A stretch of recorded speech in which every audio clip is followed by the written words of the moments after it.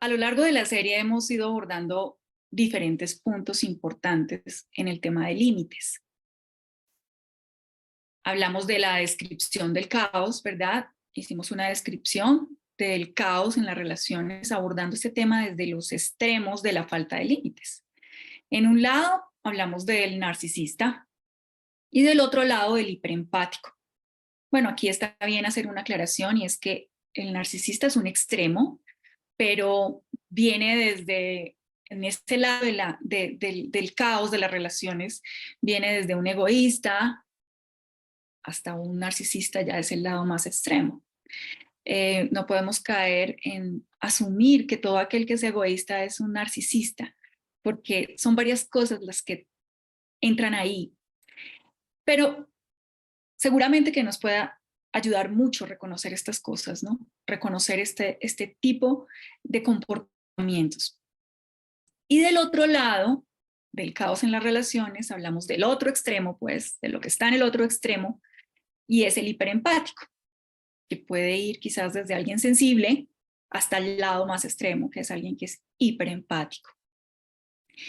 Y describimos ese caos viendo un modelo de relación de dos personas así, y cómo se complementan en su pecado de falta de límites.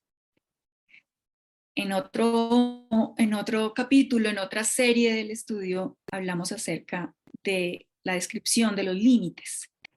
Y son linderos invisibles, son, son como líneas invisibles. Cuando hablamos de límites físicos es más fácil, pero en este asunto, pues no es tan sencillo. Pero el hecho de que sean invisibles no quiere decir que no sean reales. Entonces, abordamos la responsabilidad que cada uno tiene consigo mismo delante de Dios y la responsabilidad que cada uno tiene con el otro delante de Dios. En el tercer estudio hablamos acerca de ejemplos particulares de problemas de límites, para entender mejor esto que nos puede resultar un poco abstracto a veces. Y límites hacia adentro, hablamos en otra ocasión, para ser como más, ahondar más en el caso de tener problemas de límites hacia adentro, que es como el caso del narcisista, que no se quiere hacer cargo de lo que es su propio límite y lo derrama sobre los otros, basado en que no tiene como una coherencia la imagen que él tiene de sí mismo y su realidad. Genera una frustración enorme que siempre derrama sobre los demás. Tiene un problema de límites hacia adentro. Cuando queremos ver cómo es el ambiente y el entorno de un narcisista, es bastante distorsionado, tiene una capacidad de dañar a su alrededor a todas las personas que comparten con él. Todos giran alrededor de sus frustraciones. La situación siempre es tensa alrededor de lo que son los anhelos de las frustraciones de él, ¿verdad? De ese otro. Y hablamos en el otro estudio acerca de los límites hacia afuera. Fuimos como un poco más adentro del tema de los límites hacia afuera, es decir, como es el caso del hiperempático, que ve como igual su campo y el del vecino. Entonces, como que empieza el día podando el césped del vecino, y eso es como un esquema muy general de un hiperempático, porque el hiperempático es como si se hallara en los demás. Eso lo abordamos en ese estudio y fuimos bastante adentro de ello. Que todo esto, supongo, puede ser de mucha ayuda para nosotras establecer límites, fijar límites en nuestras relaciones. Y hoy particularmente vamos a ahondar en un punto que es de lo que es necesario de ambos lados. Hay algo que es común a ambos lados de este desequilibrio y que necesitamos que cada uno lo reconozca si queremos construir relaciones que glorifiquen al Señor. ¿Y qué es eso que es común? es apropiarnos de lo que es nuestro, de lo que el Señor nos ha dado a cada uno y de lo cual daremos cuenta al Señor. Pensemos como en una carrera. Estamos todos en una carrera y cada uno debe llevar algo consigo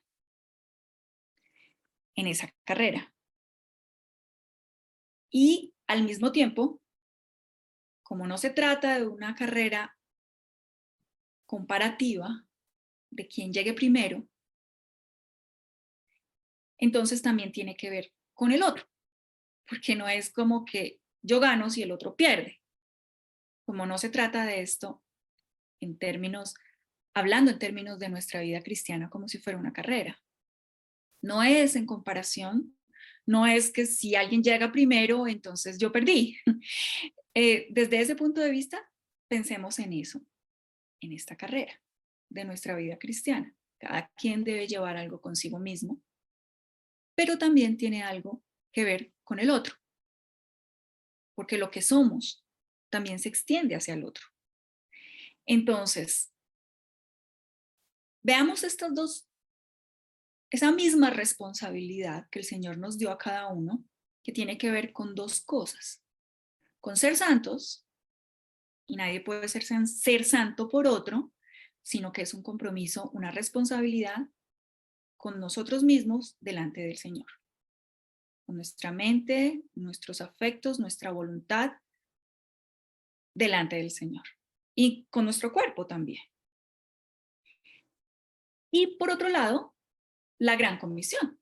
Pensemos en ser santos desde el lado de lo que cada uno tiene que llevar por sí mismo y del otro lado pensemos en la gran comisión, porque es lo que tiene que ver con el otro, lo que tiene que ver con el otro. Y porque repito, todo esto se trata, lo que cada uno tiene y es de su propiedad es el yo, pero el yo también se relaciona con el otro. Continuemos adelante. Vamos a este versículo. Gálatas 6, en el versículo 5. Porque cada uno llevará su propia carga. Aquí el griego original significa carga liviana o el trajín del diario vivir. Estas cargas se refieren a los trabajos cotidianos. En vez de grandes rocas, pensemos como que alguien va por ahí con su mochilita y nadie diría como, ven, te la ayudo a llevar. Pero si vemos a alguien por ahí con una roca enorme, pues diríamos, juntémonos, ayudémosle, pobre persona. Se supone que cada uno carguemos con nuestras mochilas, con nuestra carga liviana. El yo de cada una delante del Señor, nuestros pensamientos, nuestros afectos, nuestra voluntad, es una responsabilidad que cada una tiene con el Señor, consigo misma delante del Señor. Porque repito, ninguna de nosotras puede ser santa por otro, ninguna de nosotras puede salvar a otro realmente, creer por el otro, ser santo por el otro. Entonces, ¿cuáles son las cargas del otro que yo sí puedo ayudarle a llevar? ¿Cuál es mi responsabilidad con el otro? Sobrellevad los unos las cargas de los otros y cumplid así la ley de Cristo. Gálatas 6:2. ¿Cuáles cargas? ¿Cuáles son las cargas del otro que debo ayudarle a llevar? Aquí la palabra en el original griego es diferente. Cargas es diferente.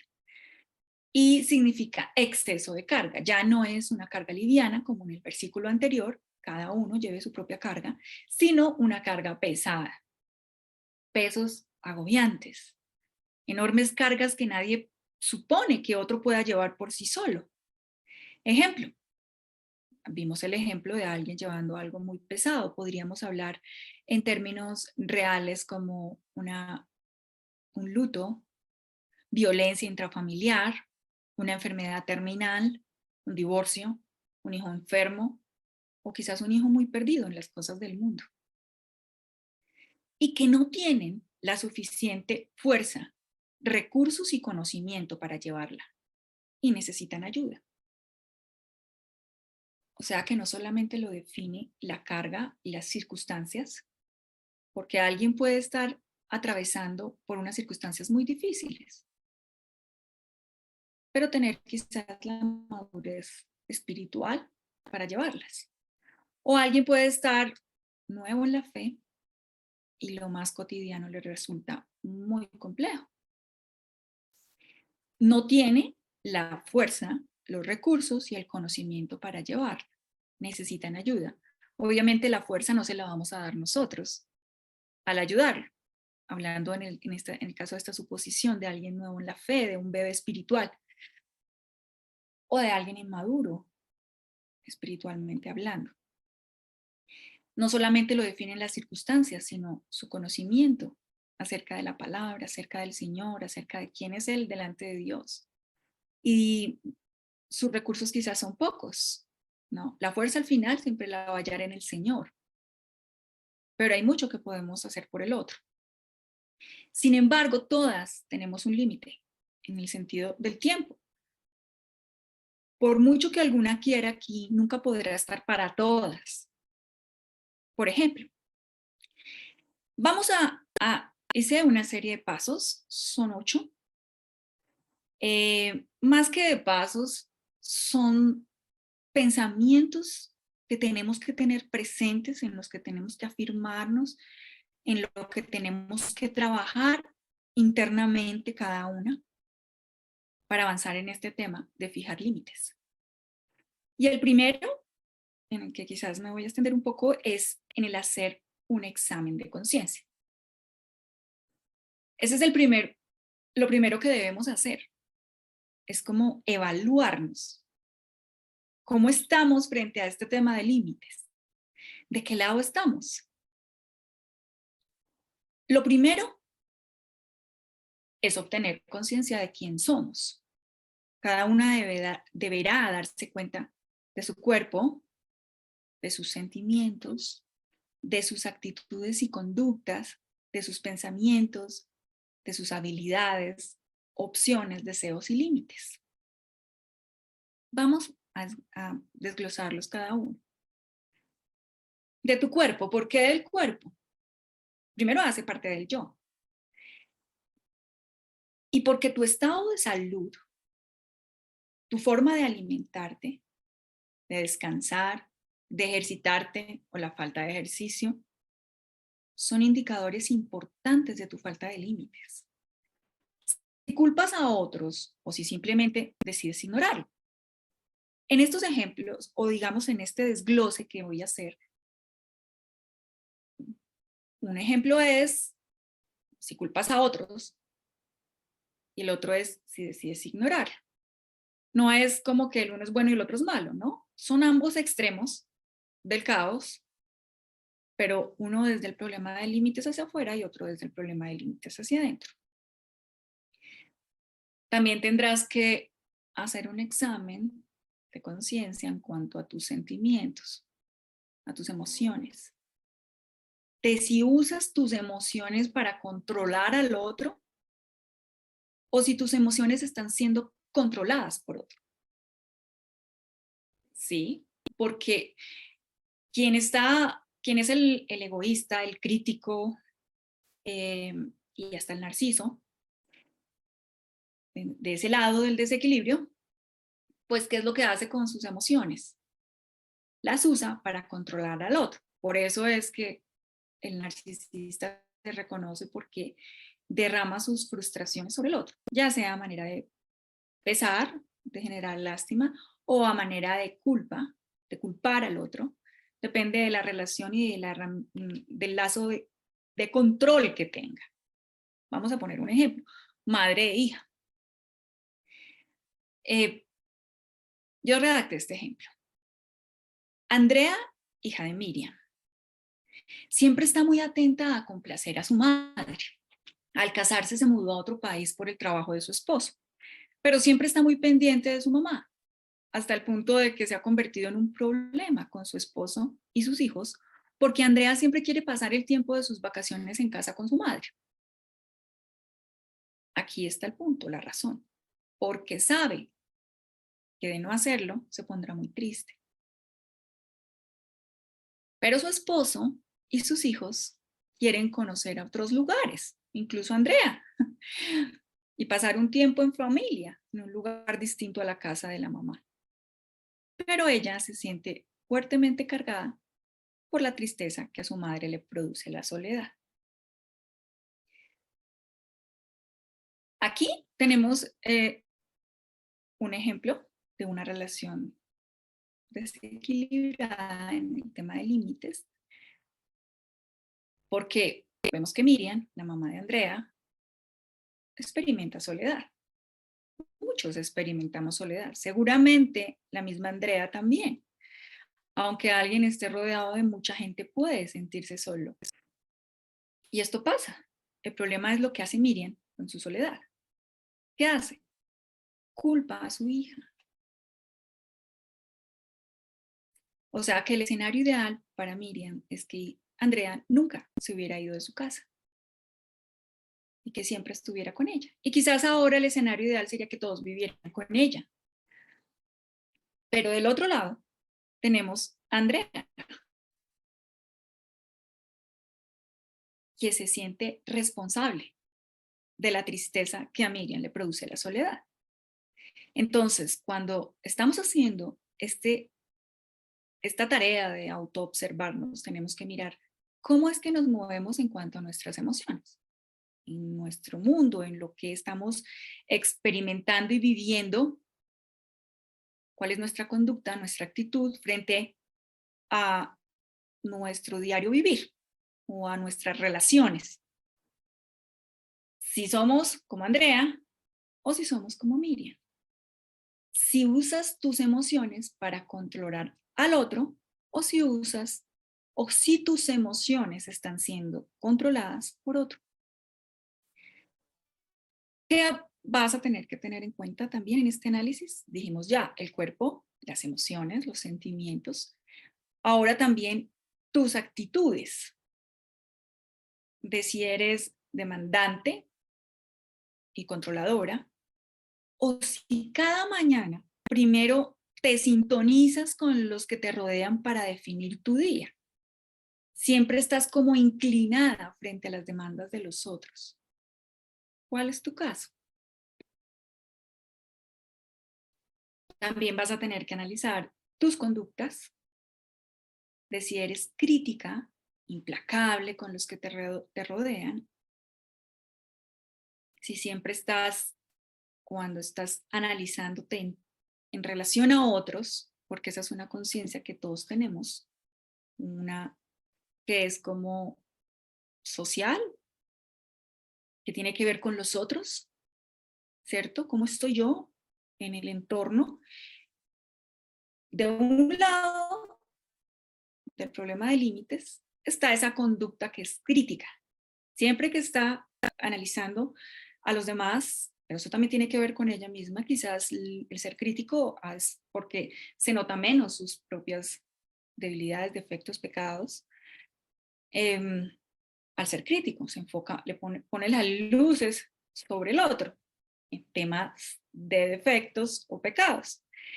O del otro lado, o si estás del otro lado del problema y es como que siempre estás pensando en cómo te ven los demás, en medirte según la aceptación de los otros. También vas a tener que analizar en tu examen de conciencia tus pensamientos. Todo eso hace parte de tu mochila, de lo que tú tienes, del yo de cada una, de lo que cada una debe llevar, de su propia carga, de la que tendrá que dar cuenta al Señor. Tus pensamientos, de si están enfocados solo en ti, y los demás son como un objeto que usas o tiras. Lo uso por un tiempo, hasta aquí me sirve y lo tiro. Según tus necesidades. O si contrario a esto, del otro lado del desequilibrio, Tus pensamientos están enfocados en el otro para hallarte a ti. Es raro, ¿no? Es como que te hallas en los otros. ¿Qué tanto me necesita el otro? ¿Cómo puedo ser útil? Mi utilidad está medida en términos del otro, no en términos del Señor.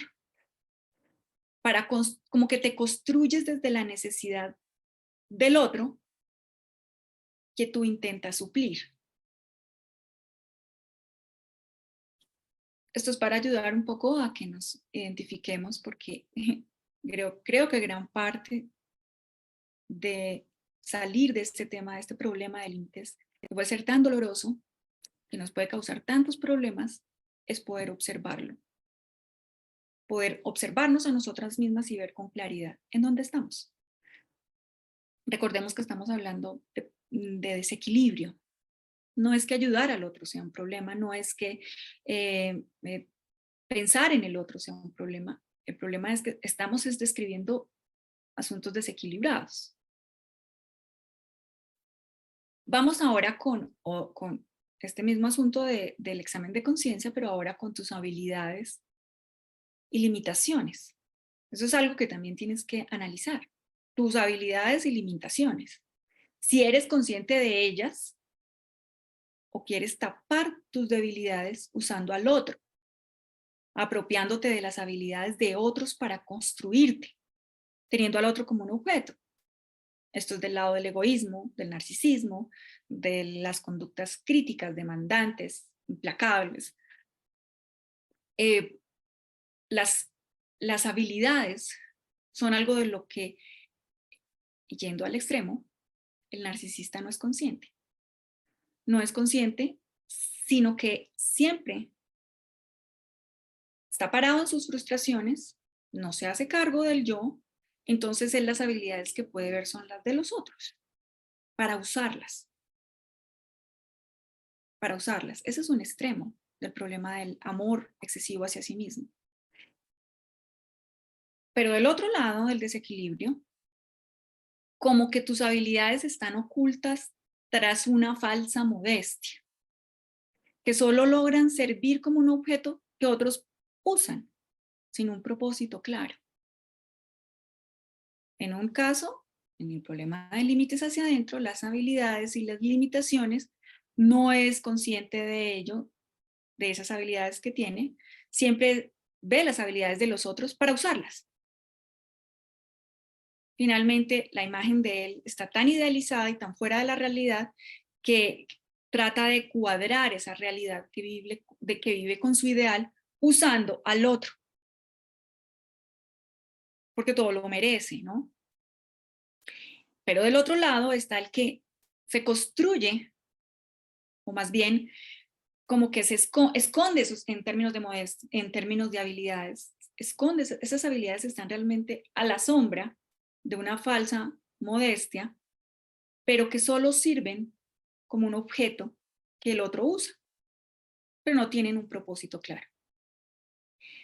También vas a tener que analizar tus opciones, tus decisiones. Si estás decidiendo por otros para construirte invadiendo el terreno ajeno, porque es así como te construyes, hablando del lado egoísta, del lado narciso. Tus opciones y sus decisiones siempre están invadiendo el terreno que no le corresponde. Todo le pertenece, él no. Recordemos que él tiene un problema de límites hacia adentro, pero que en últimas todo le pertenece. No es mis decisiones, porque no me importa si tengo que decidir sobre el tiempo del otro. Pensemos en aquel ejemplo de Ana y Jaime, de un estudio anterior, que eran una pareja donde ella era una narcisista y él un hiperempático. Recordemos que el día a día, las tareas de sus hijos, todo eso era un caos, porque ella encontraba su identidad en ser una madre excelente, lo que los otros podían ver de ella, que sus hijos eran excelentes, cada vez que iba a una reunión de padres de familia en el colegio, pues su fuente era esa, el orgullo por sus hijos. Entonces ese momento de hacer tareas, de estudiar, era bastante estresante y sus decisiones eran con el tiempo de los demás. Tocaba trasnocharse, hacer las cosas hasta tarde. Finalmente ella pues no tenía que madrugar, es una ama de casa, y tampoco tenía en cuenta los tiempos de su esposo. Todos estaban cansados y todos estaban girando en torno a ella. Ella decidía por ellos. Eso es lo que pasa en ese extremo de este problema de límites. Como que las decisiones no le afectan a ella, no le afectan al lado narciso, no son sus opciones, todo le pertenece. Por eso nunca están solos, no pueden estar solos. La soledad les resulta aterradora. Pero del otro lado del problema de límites, en cuanto a las opciones y las decisiones, como que otros deciden por ti. Te construyes desde lo útil que puede ser para otro y sin el propósito de glorificar a Dios. Otros deciden por ti. Pero no es algo como que obligado. Es un sí y un no, porque no quiere, pero lo hace. Y lo hace porque se construye desde ahí, desde el otro. En cuanto a tus deseos, este es otro asunto que vas a tener que analizar cuando hagas un examen de conciencia con respecto a este tema. Si anhelas todo lo que te haría brillar por encima de otros, y en cada escenario nuevo a donde llegas tus deseos varían según las posibilidades de brillar, o si, contrario a esto, tus deseos siempre están supeditados a los otros. Si tú eres el elemento que los otros usan según sus deseos. También vas a tener que ver como la dinámica de tus días y la presión de los deberes. Si ves que todos están cargados con tus deberes y sobre todo, y tú descargas sobre todos tus responsabilidades, o si, contrario a ello, estás abrumada porque cada día y cada semana que pasa no cumples ni con la mitad de tus deberes por hacerte cargo de los deberes de los demás. Vas a necesitar alimentar este inventario de tu examen de conciencia con el consejo sabio de varias hermanas o familiares que te conozcan, y así podrás establecer en dónde estás en este tema de límites. Este será el comienzo, pero una gran parte del camino, para apropiarte de lo que es tuyo, de tu mochila, de tu carga. Y el segundo paso, ese era nuestro primer paso, el examen de conciencia. Y el segundo paso es define quién eres. Bueno, nuestra identidad como mujeres cristianas es Cristo. Que somos sus hijas, que Él cuida de nosotras, que buscamos amar lo que Él ama y aborrecer lo que Él aborrece. Que nuestro propósito principal en la vida es ser semejantes a Él y glorificarle con nuestras vidas. Pero eso no significa que cada una no sea alguien en particular, que siente de determinada manera, que le gusta particularmente algo, que piensa y que busca hacer las cosas de cierta manera en particular.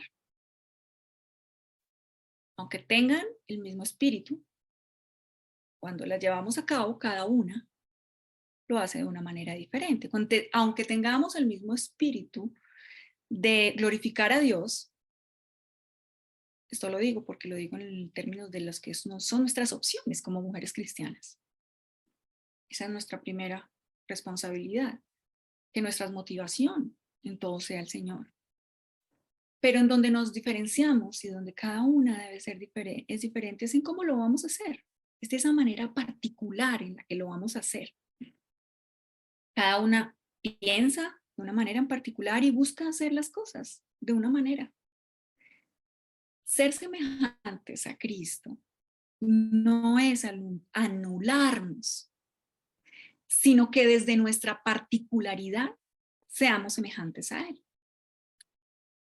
Pensemos en los apóstoles. Cada uno era tan diferente. Allí había de todo. Había un cobrador de impuestos, habría un revolucionario del imperio, un celote, estaba Pedro decían que pues uno puede, como que tiene esa idea, cuando lee los evangelios, que Pedro era como espontáneo, ¿verdad? Como que no estaba lleno de temores, era como un poco arriesgado. Felipe era como muy metódico y Juan era como sensible. Cada uno era de una manera particular. Y no vemos que la instrucción del Señor fuera que fueran iguales. Negarnos a nosotros mismos para seguir a Cristo no es anularnos. Negarnos a nosotros mismos en el sentido en que el Señor nos lo pide, tiene que ver con el reino de los cielos. Cada uno tome su cruz y sígame, niéguese a sí mismo y sígame. Esta cruz a lo que se refiere y está hablando es precisamente de su reino, del reino de los cielos, que se ha interpuesto en este mundo malo y que este mundo malo es contrario al reino, de modo que somos llamados a caminar en el sentido contrario y con la desaprobación del mundo. Esa es la negación. Es a esa negación que el Señor se refiere. Necesitarás autoobservarte y descubrir eso tan particular que está en ti, porque el Señor nos ha hecho libres para ser auténticas. Y si estás tratando de ser como otros, o si estás tratando de construirte desde los otros, pues no estás siendo auténtica. Ni siquiera reconoces tus habilidades, ni siquiera puedes ver tus emociones en los términos en los que las debes ver, porque siempre están siendo controladas por otros. Eres una víctima y no te das ni cuenta. El tercer paso en este tema de fijar límites, que ya nos es común a todas, o a todos los lados del desequilibrio, es que definas también quién no eres. Esas cosas con las que no estás de acuerdo. La palabra claramente nos da esa medida. Es el canon, finalmente la regla. Pero cada una de manera en particular, en el entorno en que fue puesta por el Señor, debe bajarlo, aterrizarlo a su realidad. Por ejemplo, ¿cómo voy a compartir con mi familia incrédula? ¿Cómo llevaré mi amistad con incrédulos? Incluso dentro de la familia de la fe, somos de un mismo sentir, pero cada uno tiene particularidades. Y cosas que aunque sean legítimas, pues no nos gustan. Y no queremos que sean parte de nuestra vida. También debemos definir quiénes no somos en cuanto a las habilidades que no poseemos y que están fuera de nuestro alcance, porque algunas vivimos llenas de compromisos que no podemos nunca cumplir. La cuarta de estas 8 que he enumerado, más que pasos, repito, son pensamientos en los que debemos afirmarnos, análisis que debemos hacer, verdades que tenemos que abrazar. Y desarrolla el músculo del no. Un niño aprende a fijar límites diciendo que no, desde pequeño. Muchos de nosotros hemos eliminado esta palabra de nuestro vocabulario y debemos descubrirla de nuevo. Fortalece el músculo del no. Comienza con pequeños ejercicios, como decir que no quieres ir a determinado lugar, porque pues en realidad no quieres, pero que no es muy relevante, como un restaurante o cosas pequeñas en las que realmente no quieres, pero nunca dices que no, si siempre los otros están decidiendo por ti. Entonces, ese es un buen comienzo. Y ve evidenciando esas cosas que haces y que no quieres, como decirle no a tu madre en las próximas vacaciones. El número 5 sería, deja de culpar a los demás. Hazte responsable de tu propio dolor y no culpes a los demás. Es un movimiento importante que nos aleja de la esclavitud y nos acerca a la salud. Deja de culpar a los demás por tus problemas. Trátalos. Esto no significa que los demás no los ocasionen, simplemente que necesitas tratar con ellos. Culpar a los demás es un callejón sin salida. Por ejemplo, hemos hablado de los apegos y cómo estos se formaron de manera particular en la infancia. Y la forma como nuestros padres nos amaron y nos cuidaron fue determinante. Vas a necesitar hacerte cargo de ello. Reconocer que vivimos en un mundo caído y que tus padres no fueron la excepción al pecado. Vas a necesitar hacerte cargo de ello de la manera particular en que esto es cierto en tu vida, ya sea que hayas construido un apego evitativo, un apego ambivalente, un apego desorganizado, un apego ansioso o un apego sano. Quizás pueda servirte de mucho pensar en que no fue un rechazo abierto hacia ti, porque recordemos cuando vimos este tema de los apegos, que genera una culpa que no tiene que ver con el pecado. Poníamos el ejemplo de un bebé que estaba sucio, que tenía hambre y que no era atendido. Él fue formando esa idea de estar sucio, de estar solo, de tener necesidades que no eran resueltas, pero no era el pecado. Entonces, aún quizás tengas que tratar con esa culpa de ese niño, porque eso se quedó ahí. Y esa fue la manera en que encontraste para pegarte, para amar a otros, para generar lazos con otros, para construir relaciones. El punto es que no es tu culpa, pero te sientes culpable y ese puede ser un buen comienzo. Entender que no lo eres.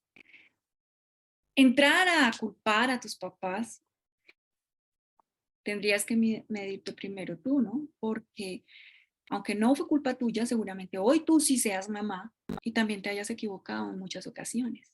De gracia recibimos y de gracia damos. El punto 6 es, deja de hacerte la víctima. Como adulto tienes opciones. Comienza a hacerte responsable de esas opciones y aduéñate de ellas. Si das algo, estás optando por dar. Y debes dejar de actuar como si alguien te obligara a hacerlo. Como adulto estás estás ejerciendo tu opción. Si estás trabajando en algún lado que no te gusta, hazte responsable de ello. Ya sea enfrentándolo en tu corazón, porque quizás sea por causas pecaminosas, o buscando tu trabajo, mientras aprendes lo que sea que el Señor te quiera enseñar ahí. Y el punto 7 de este pequeño resumen para tratar de fijar límites es fija límites. Una de las tareas más importantes es fijar límites a la conducta abusiva de otros. No debemos ayudar a que los otros se centren en sí mismos y sean irresponsables. Comienza a darte cuenta de tus límites, de tiempo, de dinero y de energía. Y el punto 8 es persevera en todo esto. Bueno, para terminar, vamos con Lucas 10, 25 al 37. Quiero que veamos este pasaje, que encontré muy interesante desde este tema. En esto se presentó un experto en la ley y para poner a prueba a Jesús le hizo esta pregunta. Maestro, ¿qué tengo que hacer para heredar la vida eterna? Jesús le replicó, ¿qué está escrito en la ley? ¿Cómo la interpretas tú? Como respuesta, el hombre citó, ama al Señor tu Dios con todo tu corazón, con todo tu ser, con todas tus fuerzas y con toda tu mente. Y ama a tu prójimo como a ti mismo. Bien contestado, le dijo Jesús. haz eso y vivirás. Pero él quería justificarse, así que le preguntó a Jesús, ¿y quién es mi prójimo? Respondió Jesús, bajaba un hombre de Jerusalén a Jericó y cayó en manos de unos ladrones. Le quitaron la ropa, lo golpearon y se fueron dejándolo medio muerto. Resulta que viajaba por el mismo camino un sacerdote, quien al verlo se desvió y siguió de largo. Así también llegó a aquel lugar un levita, y al verlo se desvió y siguió de largo. Pero un samaritano que iba de viaje llegó a donde estaba el hombre y viéndolo se compadeció de él. Se acercó, le curó las heridas con vino y aceite y se las vendó. Luego lo montó sobre su propia cabalgadura, lo llevó a un alojamiento y lo cuidó. Al día siguiente sacó 2 monedas de plata y se las dio al dueño del alojamiento. Cuídemelo, le dijo, y lo que gaste usted de más se lo pagaré cuando yo vuelva. ¿Cuál de estos 3 piensas que demostró ser el prójimo? ¿El que cayó en manos de los ladrones? El que se compadeció de él, contestó el experto en la ley. Fin de la cita. Hay varios asuntos aquí bien enriquecedores a tener en cuenta. El primero, el Señor le dice que le contestó bien cuando le cita que ama al Señor tu Dios con todo tu corazón, con todo tu ser, con todas tus fuerzas y con toda tu mente. Y ama a tu prójimo como a ti mismo. Habían 3 hombres en esta historia. Un levita, 3 hombres en esta carrera. Recordemos la carrera de la mochila que cada uno lleva y cómo debe ayudar al otro cuando no lleva una mochila, sino una roca. Cuando lo han acabado de robar, cuando lo han dejado golpeado y medio muerto. Y 3 hombres que van en esa carrera. Pensemos que el sacerdote y el levita eran personas que estaban dedicados a los asuntos del pueblo de Israel. Ellos eran sostenidos por el pueblo de Israel, precisamente porque sus días eran dedicados a ello. El levita, de hecho, cuando les dieron las tribus, cada uno recibió una tierra. Los levitas no tenían tierra porque a los levitas pues debían ser cuidados por el pueblo de Israel. Esa era como su posesión. Lo mismo los sacerdotes, a esto se dedicaban. Sin embargo, pasaron de largo. Y había un tercer hombre, que además tiene una particularidad, ¿no? Bastante difícil para aquel que le preguntó, para un experto en la ley, un intérprete de la ley. Y es que era un samaritano. Samaria era un pueblo que ellos consideraban inmundo. Cuando habían sido desterrados por el imperio asirio, pues no había quedado nadie allí, habían quedado muy pocos, pero ahí también llegaron a esa región muchos de otros que habían sido desplazados por el imperio asirio en otros lugares. O sea, eran paganos que vinieron y se mezclaron con los israelitas que aún quedaban en esa región, que era parte de la región que correspondía a Efraín y a Manasés. Y quedaron una raza mezclada, pero también tenían una religión sincrética, o sea, tenían un sincretismo religioso mezclado de todo el paganismo con cosas de ellos, entonces creían en parte del Pentateuco y parte del paganismo. Era un enredo bien raro y ellos lo consideraban inmundos. No pasaban por ahí cuando tenían que viajar. El caso es que este hombre inmundo, para el intérprete de la ley, también estaba ocupado, pero esta sí no era la ocupación de él de todo el tiempo, como sí debía ser la de los levitas, el levita y el sacerdote. O sea, era su deber ocuparse, porque no se ocupaban solo del pueblo de Israel, recordemos que ellos también se ocupaban del extranjero. Entonces él debía Ellos debían haberle tendido la mano. Ese era su diario vivir, debía ser su diario vivir, parte de su diario vivir. En cambio, había un hombre de negocios, un samaritano, que estaba de paso, iba y venía, tal vez llevando y trayendo mercancías, y este sí se detiene. Este no era su diario vivir, pero este sí se detiene y lo auxilia. Otro asunto a tener en cuenta en este hermoso pasaje. Y el tercero que quiero que veamos, y es lo que hizo el samaritano, ¿cierto? Vamos más al detalle. Pero un samaritano que iba de viaje llegó a donde estaba el hombre y viéndolo se compadeció de él. Se acercó, le curó las heridas con vino y aceite y se las brindó. O sea, de su ocupado viaje, se detuvo y le dedicó parte de su tiempo. Ojo, parte de su tiempo. Al día siguiente, sacó 2 monedas de plata y se las dio al dueño del alojamiento. Cuídemelo, le dijo, y lo que gaste usted además se lo pagaré cuando yo vuelva. ¿Cuál de estos 3 piensas que demostró ser el prójimo del que cayó en manos de los ladrones? Bueno, el punto que quiero que veamos ahora es,